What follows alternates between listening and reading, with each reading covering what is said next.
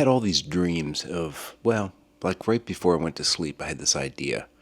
I'm going to do this whole ASMR video. It's going to be a whole morning of me getting ready to go, going out, photographing the sounds of the car, the sounds of the snowfall, the image of me taking a photo of the sunrise over the mountain, showing the image at the end, me speaking in it, zero, not at all. Just the sounds of photography. It's a lot of work. That ain't gonna happen. And it's snowing outside, so there's gonna be no sun on the mountain. So yeah, I don't really know what I'm doing this morning. I think I'm still gonna drive up to that hotel, Wilderness Lodge. I think the drive will be kind of fun. Am I even in focus? This whole production stuff's a lot of work. I find myself trying to balance this, just enjoy where you are, to produce every little moment for video. It can be exhausting. Time to drink this coffee, figure out what the hell I'm doing.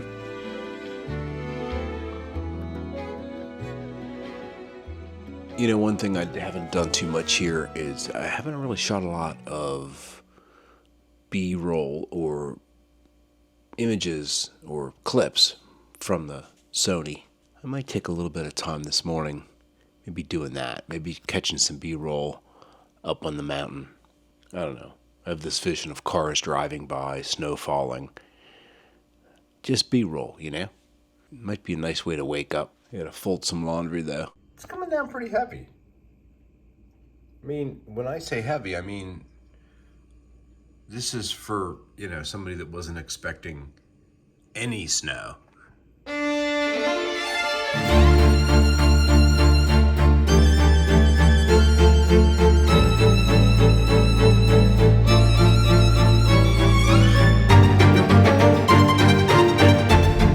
Check this drive app.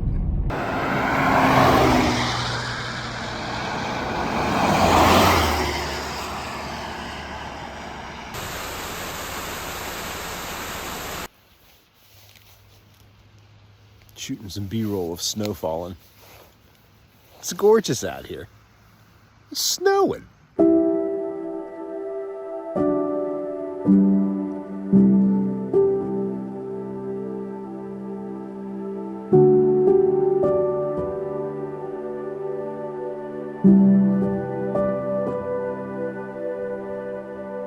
So, I'm like freaking out because it couldn't be any more gorgeous up here. I just came around the bend, and what you can't see to the right side is this mountain, Mount Hood. I hope to get some footage of that. Well, I'm going up here.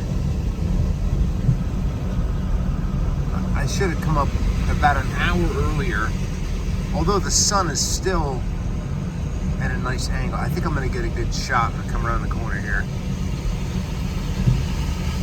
Kinda.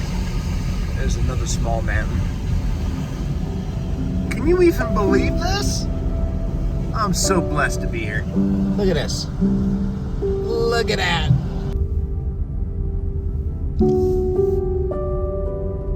I'm absolutely speechless.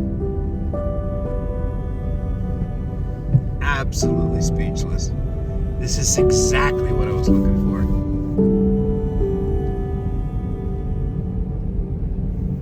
Freshly fallen snow. Here we are, Mount Hood National Forest campground.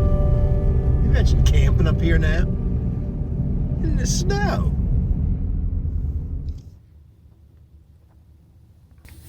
Well, it's safe to say that I'm enjoying this from the comfort of my heated car with the heated seats and the heated steering wheel. I got out and shot a couple of quick clips, I guess. A couple of Instagram stories, some photos of the family. It's peaceful up here, man. I mean, you can see cars or hear cars running around. There's some kind of a conference going on up here. I pulled off to the side of the road. Cars were flying by, and just to get some shots. Some guy had come up. I guess he's from Philadelphia.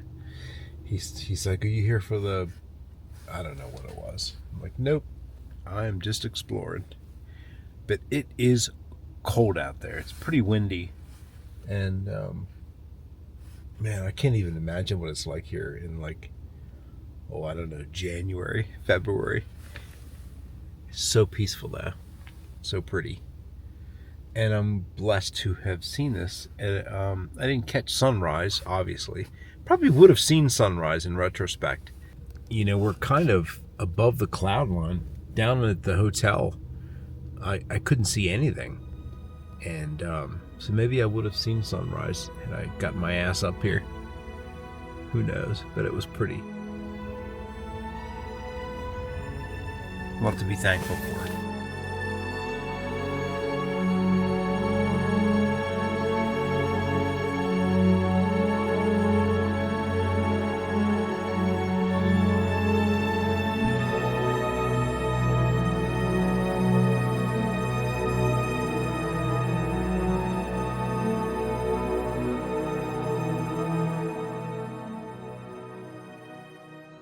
I gotta tell you, I just saw something pretty funny. It's so pretty that the snowplow guy who's riding down the road now to plow the road, he stopped to take a photo.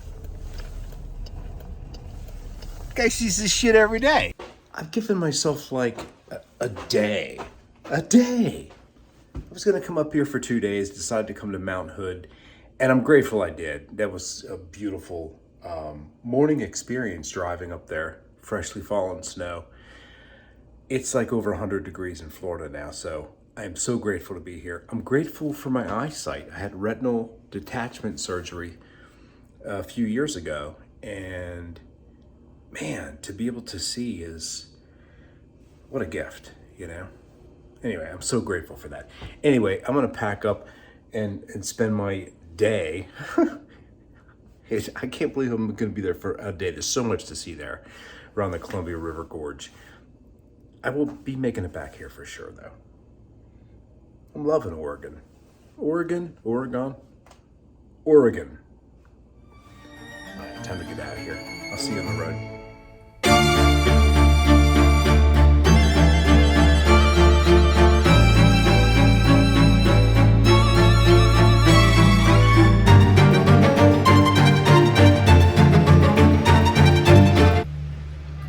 One doesn't see someone walking a pig every day. So that van over there was called the Waterfall Shuttle, as opposed to what I'm doing today, and that's the Waterfall Shuffle.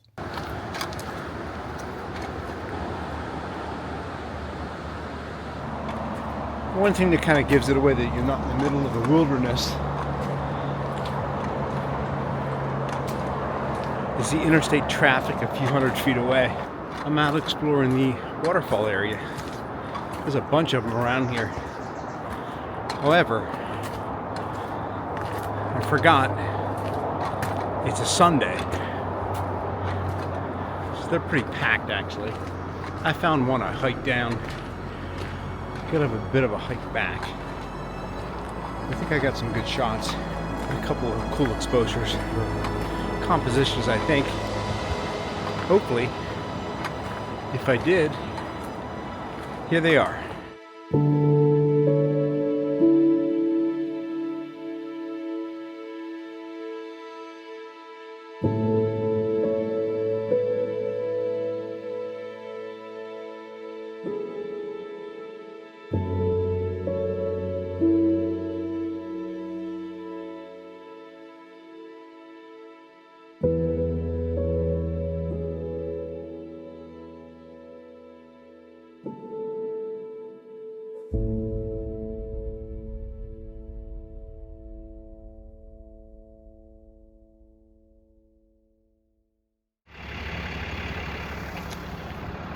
So I'm walking up to this gorge to take some pictures, and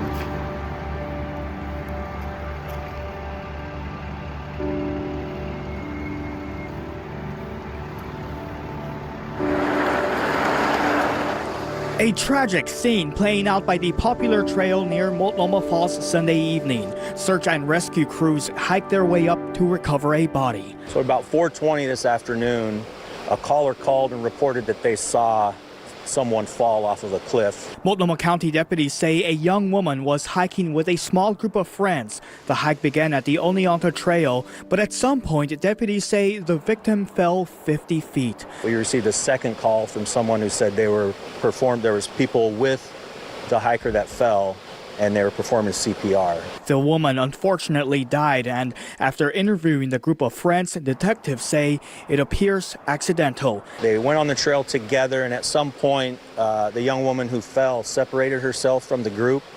It seems that she went off trail and then fell. These are difficult hiking trails. They're not walking paths. And so I think what we find is that oftentimes people come out here just on a whim, not prepared. If you go off trail, it can be very dangerous, and unfortunately that's what happened here. So there's no easy way to make this transition. I'm having a bit of a challenge, actually. I'm going from what started out as a really amazing day,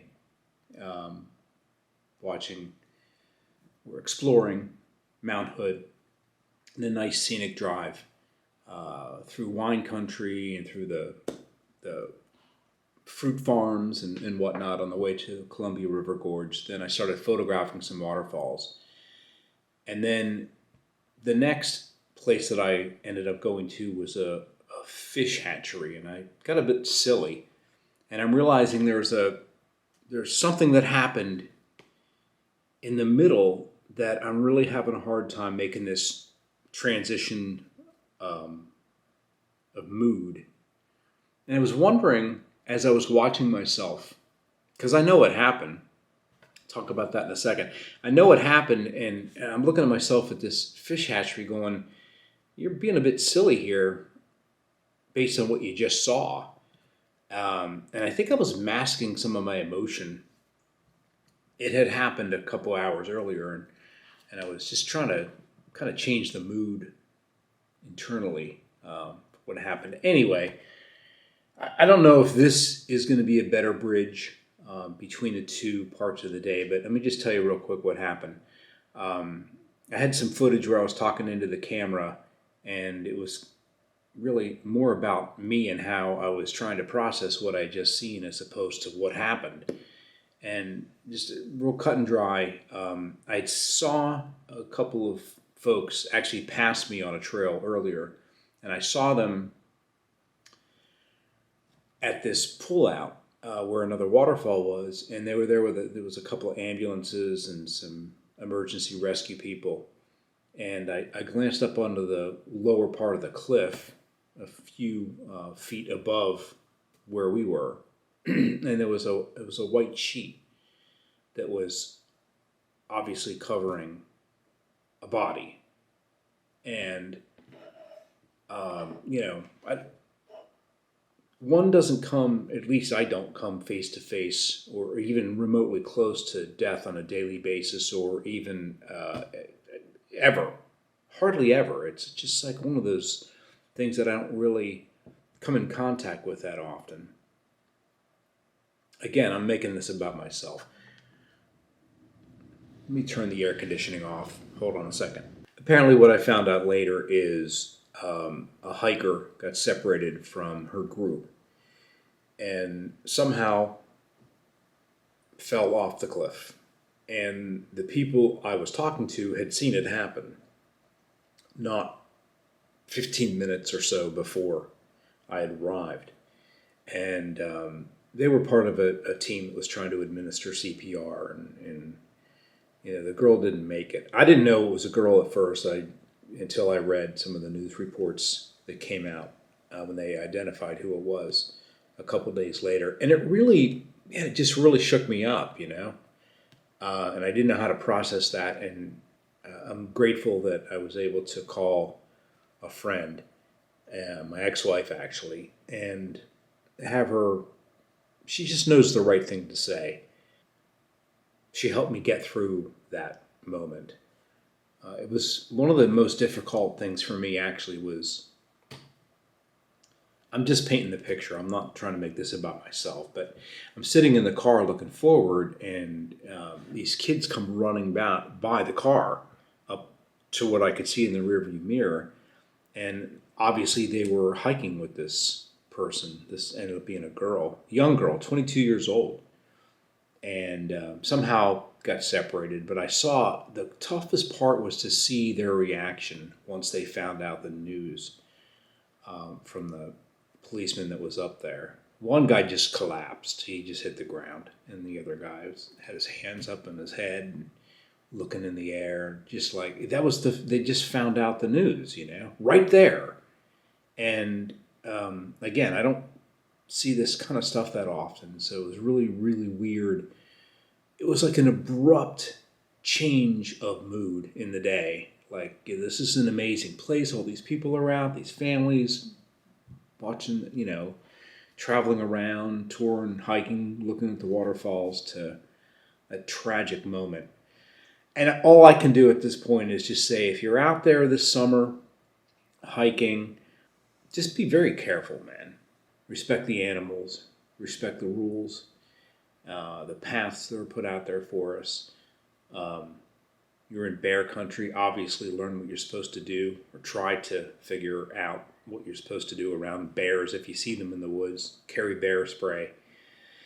And just be careful, man, because life can change in a heartbeat. So that's hopefully going to be my transition from part 1 to part 2 of this, I guess. Be careful out there.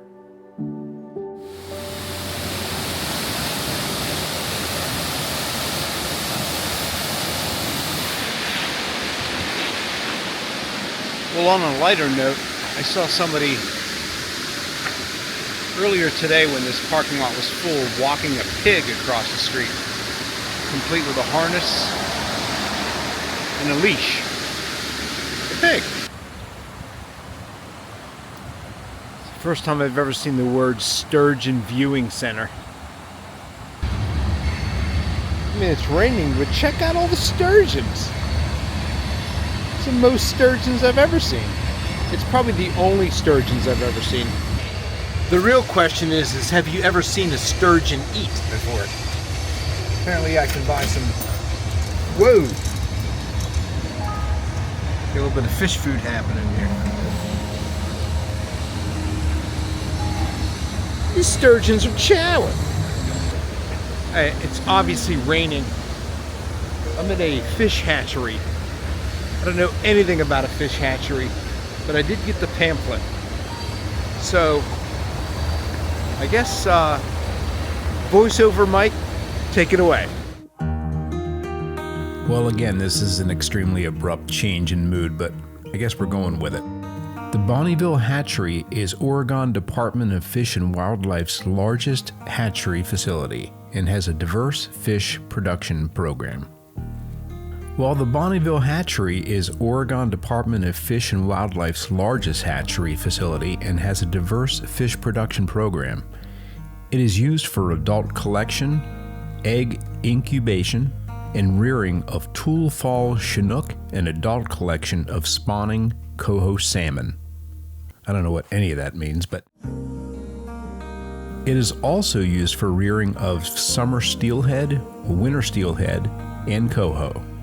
The hatchery has excellent egg and fingerling quarantine facilities that are often used to assist other hatchery programs in the basin. Now, when I was there, I kind of spent a lot of time around the trout ponds, the sturgeon pond, and the sturgeon viewing area. By the way, most of what I'm reading is from the website, as I couldn't find the pamphlet. The Sturgeon Center is situated under a forest canopy and has a continuous flow of cool, fresh water. A paved path, partway around the pond, provides easy access to a viewing platform where people can get a bird's eye view of Herman, plus smaller sturgeon, and some oversized trout. A covered kiosk just a few steps away has a large viewing window. below the water surface that lets visitors get nose to nose with Herman. The site is ADA accessible and is open to the public year-round free of charge. Alright, you're probably wondering who Herman the Sturgeon is. Apparently he's the state's most famous fish. He's 10 foot long and weighs nearly 500 pounds. He's not only one of Oregon's most distinctive aquatic characters, some even consider him the official state fish. Now I got a peek at Herman. I have some pretty bad footage. It was in a viewing area below. He was quite the fish, if I do say so myself. Quite the sturgeon. Place was pretty cool. Definitely recommend checking it out. Alright, Mike, back to you. We're going from waterfalls to the fragility of life to a 7-foot sturgeon. This vlog is all over the map. So, you know where I can get a sandwich? A sturgeon sandwich? I'm not sure why I find this odd, but just seems like a strange place for a couch. So I had a rather strange, experience today. I was, I don't want to go into detail, but I saw somebody that was hiking, or I saw the result of somebody not making it off the trail today. A couple of parents were getting a phone call today that they never thought that they were going to receive. And it was really, again, as a parent, it was really hard to see that today. So anyway, hug the ones you love, take care of yourself, be careful out there, especially on those slippery, wet trails.